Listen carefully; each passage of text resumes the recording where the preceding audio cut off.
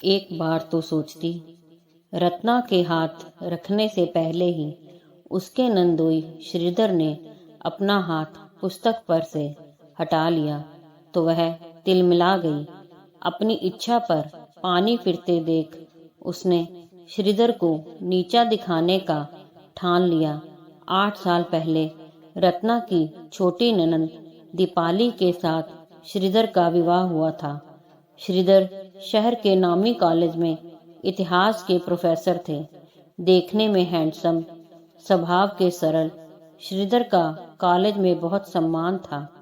उनके बारे में कहा जाता था कि एक बार चांद में दाग हो सकता है, लेकिन श्रीधर के चरित्र पर नहीं। उनके चरित्र पर उंगली उठाना तो चांद पर थूकने के समान है। शादी के बाद श्रीधर जब भी अपने ससुराल आते तो रत्ना उनकी खूब खातिरदारी करती।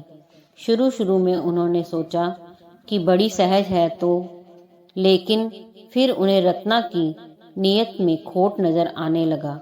इस बारे में उन्होंने दीपाली से कहा तो उसने हंसकर टाल दिया। श्रीधर का बेटा जब 5 बरस का था तो एक असाध्य बीमारी के कारण दीपाली की मृत्यु हो गई।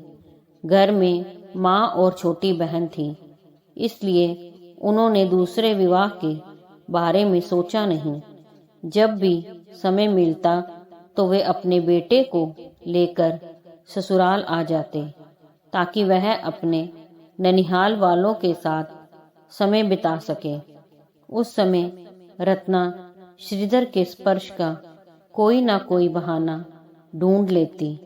रिश्तों का लिहाज करके श्रीधर चुप रह जाते, जिससे रत्ना के हौसले बुलंद थे। आज फिर से जब श्रीधर ने उसे हताश कर दिया तो उसने अपने पति से कहा कि आपके बहनोई की नीयत ठीक नहीं है।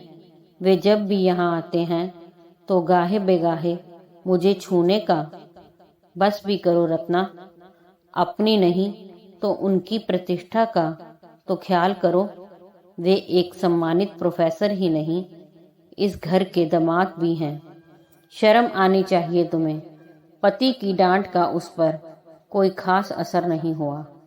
कुछ दिनों बाद यही बात उसने अपनी सास से भी कही, लेकिन सास ने भी उसकी बात अनसुनी कर दी, क्योंकि उन्हें अपने दामाद पर पूरा भरोसा था।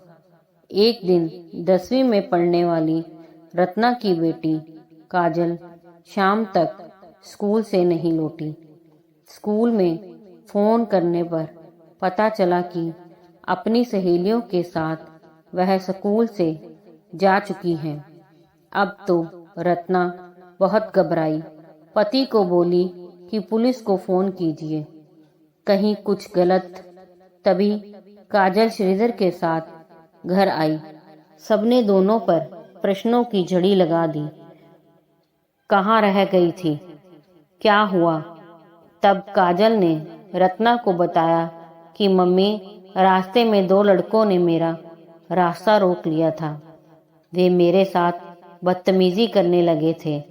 तभी फूफा जी आ गए और मुझे उन बदमाशों के चंगुल से बचाया।